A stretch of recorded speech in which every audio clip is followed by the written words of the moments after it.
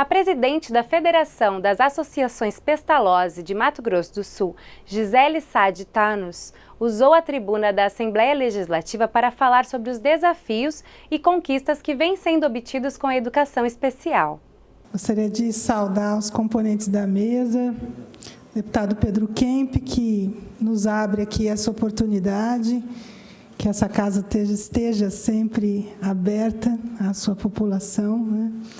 E me sinto completamente feliz e contemplada de ver que, quando nós abrimos a porta aqui, o pessoal entra e vem, né? E a gente pode tratar de assuntos tão relevantes diretamente com o poder público, né? Queria cumprimentar aqui a doutora Irã, a doutora Ene, que nos amparam aí nas questões da legalidade, né? A professora Adriana Weitendorf, que está aqui representando a Secretaria de Estado de Educação, sempre disposta aqui ao diálogo e a construir conosco as melhores alternativas, e cumprimentar também a professora Fabiana, nossa companheira de movimento e de lutas nos últimos 30, ou sei lá quantos anos, né, Fabiana? Em especial a todos e a todas que hoje vieram juntar suas vozes aqui a nós, né, e trazer do interior do Estado e da capital as nossas preocupações, as nossas inquietações, e dando continuidade ao que o deputado Pedro Kemp trouxe como histórico, não é? Que para nós foi de grande relevância a construção desse termo de acordo, de compromisso do governo do Estado junto às nossas entidades. Vivíamos até então numa situação de bastante insegurança e apontada como a situação da ilegalidade. Construímos coletivamente, numa participação de todos nós, na última audiência pública, né, uma alternativa que realmente pôde trazer para nós algum caminho novo, né, trilhado de forma conjunta, compromissada com a paz, e que nós possamos fazer de ambas as partes o melhor que pudermos, Estado e sociedade civil. A partir daquele termo é que eu tomo a minha fala. Nós não vamos regressar, não é? Nós conhecemos essa história, construímos juntos essa história, não é? E eu queria otimizar bastante o nosso tempo hoje aqui, Pedro, para a gente conseguir avançar, né? A partir daquele termo, nós tínhamos alguns desafios de ambas as partes, por parte das instituições, das entidades de educação especial. Nós nos compromissamos a gradualmente substituirmos os professores convocados por efetivos. Dentro dessa lógica, buscamos trabalhar ao máximo, né, com aqueles professores efetivos que foram disponibilizados pelo Estado, e também durante o período da execução daquele termo, que era então de 3 anos, de quando ele foi formulado, não é? Capacitarmos em serviço todo o corpo docente efetivo que nos chegasse, né? Então, iniciamos um trabalho conjunto, né, de podermos, aos poucos, irmos reconduzindo um corpo efetivo para dentro das instituições. Dentro do possível, avançamos. Como já disse o professor Pedro, nós temos desafios, o concurso ainda está por vir e nós vamos conseguir avançar mais ainda, e foi muito oportuno e importante que o governador tivesse autorizado a continuidade desse termo, ainda que não tivéssemos atingido por completo a substituição dos convocados pelos efetivos, não é? Entretanto, também tínhamos outros desafios que éramos de conseguirmos, dentro daquilo que nos foi ofertado e dentro da conjugação que fizemos, algumas perdas de ambas as partes tivemos, né? Mas tivemos algumas perdas significativas em possibilidades para que nossas entidades tivessem, por exemplo, dentro do seu quadro, que era cedido pela educação anteriormente, alguns profissionais que nos amparavam na área administrativa ou na área da saúde, em termos de reabilitação, para que dentro das escolas pudessem fazer o auxílio ao professor de sala, tanto para melhor atenção do aluno dentro da aula, mobiliário, etc. Então, seríamos essas situações ficaram delegadas à área da saúde, não é? Deixamos de ter estas cedências por parte da educação em benefício da legalidade que isso traria, não é? Não avançamos em relação a isso com a área da saúde, porque, infelizmente, não tivemos também novos convênios com a área da saúde. Não foi possível essa realização. Então, continuamos somente com a área da educação, né? Não houve repasses de recursos por parte da saúde também com este objetivo específico, né, de suprir essa necessidade. As instituições, então, passaram a assumir por si esse quadro, não é?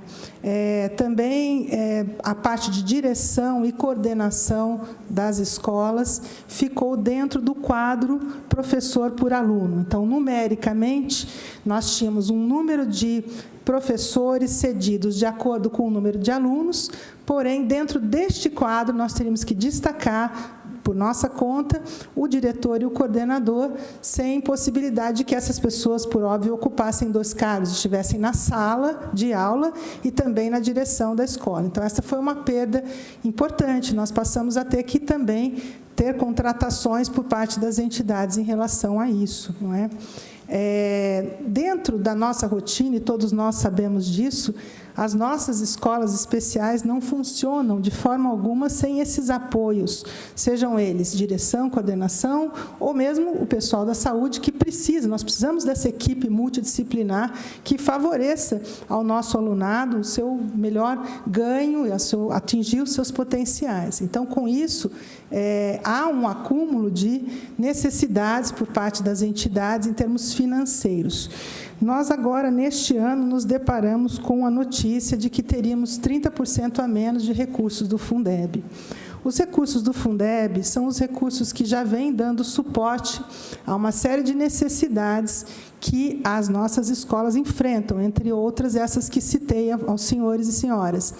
E, dessa forma, quando pensamos em 30% a menos, nós estamos falando de 30% a menos de per capita, de alunos, né? Quer dizer, é uma diminuição que, como nós já sabemos das dificuldades, das filas de espera, das necessidades, das faltas de termos encontro em relação às escolas públicas, de condições ideais para esse nosso alunado, diminuir 30% dos nossos alunos seria impraticável, por óbvio.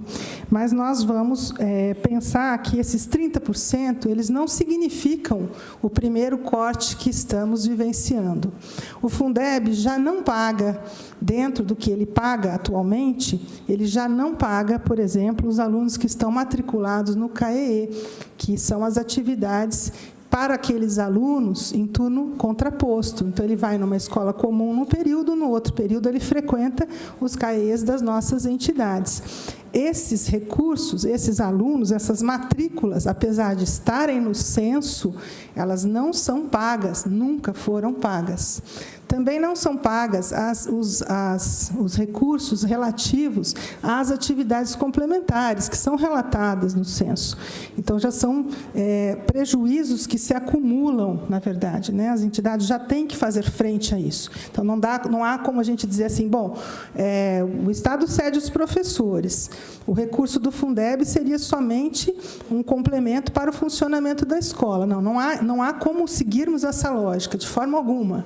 Nós já somos bastante sobrecarregados em relação a outras necessidades, por exemplo, os alunos do CAEE, que arcamos sozinhos, os alunos das atividades complementares, aqueles que não entram no censo a tempo. Por exemplo, esse ano, a Secretaria de Educação utilizou-se de um censo que foi realizado em maio, se não me engano, do ano passado, ou abril ou maio, não é? O que acontece em relação a isso? Provavelmente, no final do ano, muitas de nossas entidades já tinham um número diferente de matrículas. E havia um novo censo realizado, mas foi uma escolha da Secretaria de Educação utilizar um censo anterior, não é? Então, nós gostaríamos de pedir, chamar a atenção em relação a isso. Nós achamos importante que haja um parâmetro. O parâmetro é o censo, são os alunos matriculados. Podemos utilizar o censo mais recente, sempre, não o anterior, não é? Em relação a isso, eu acho que nós deveremos constituir, não é, dentro dessa linha do nosso acordo de cooperação, algumas práticas. Por exemplo, algumas das nossas entidades tiveram cortes esse ano em relação à cedência de profissionais. Em relação a isso, pedimos, inclusive, o conhecimento dos termos de visitação, porque essas inspeções que são feitas pela Secretaria de Saúde, elas são feitas no intuito de constatar a realidade, aquilo que está acontecendo na escola. E é importante, porque essa realidade vai conduzindo também a melhora e o nosso trabalho no sentido de aperfeiçoar aquilo que nós pudermos dentro das entidades, né?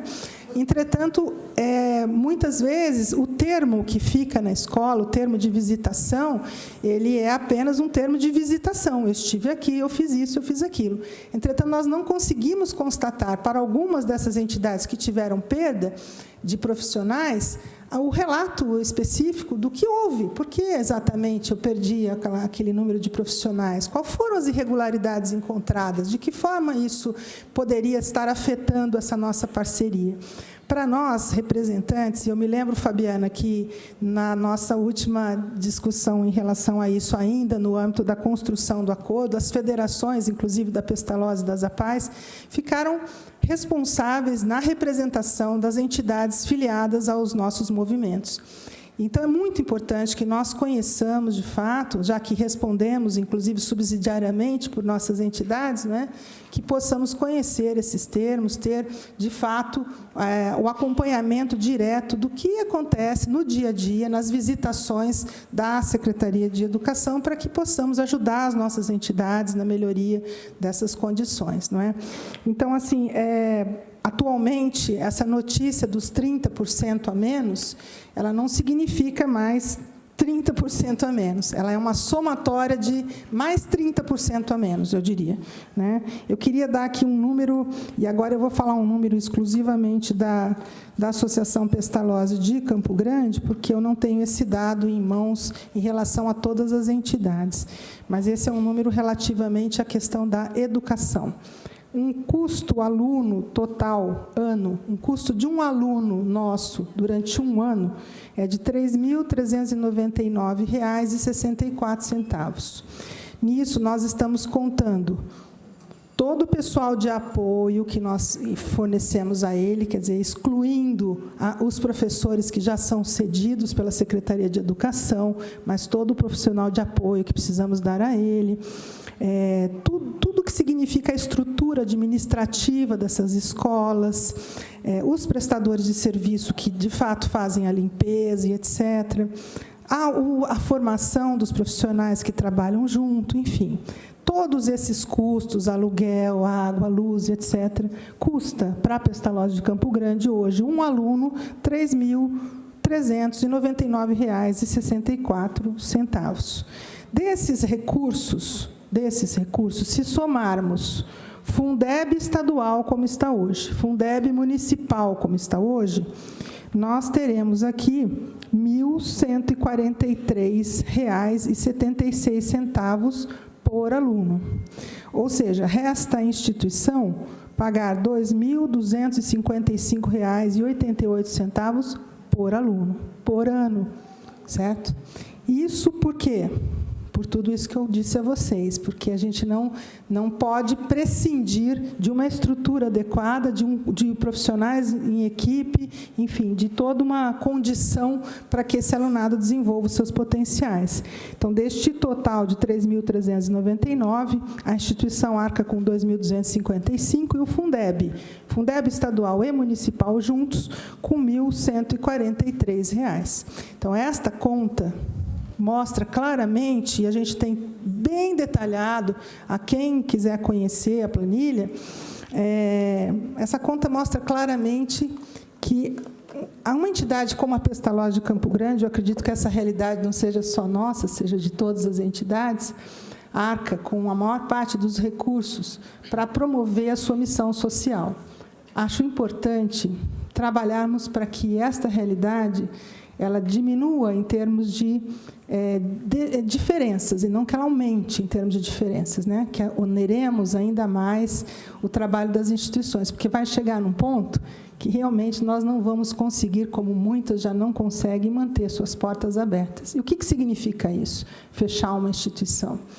Significa que os seus usuários provavelmente não vão encontrar os serviços que ali eram oferecidos. Não é? Nós vamos deixar mais pessoas sem acesso à educação, sem acesso a serviços que poderiam, de forma muito importante, modificar aquela vida, trazer aquela vida para o mundo, trazer aquela vida para uma participação efetiva, social. Essa é a missão de todos nós, tenho certeza que também do governo do Estado. Né? Então, nesse sentido, é que nós queremos clamar realmente por uma revisão nisso. Não é? Quanto ao nosso termo de cooperação, das dificuldades que encontramos, talvez a maior delas seja realmente aquela que o professor Pedro mencionou. Quando nós temos um professor, por exemplo, que sai de licença maternidade, uma professora, mulher, que sai de licença maternidade, o aluno saiu de licença maternidade? Mas tem que sair, porque não tem como substituir. Se um professor ficar doente e tiver uma licença por tempo indeterminado, como é que a gente faz com o alunado dele? Não faz, porque não pode substituir. Então, gente, esse é um ponto crucial. Não há como pensarmos... Né?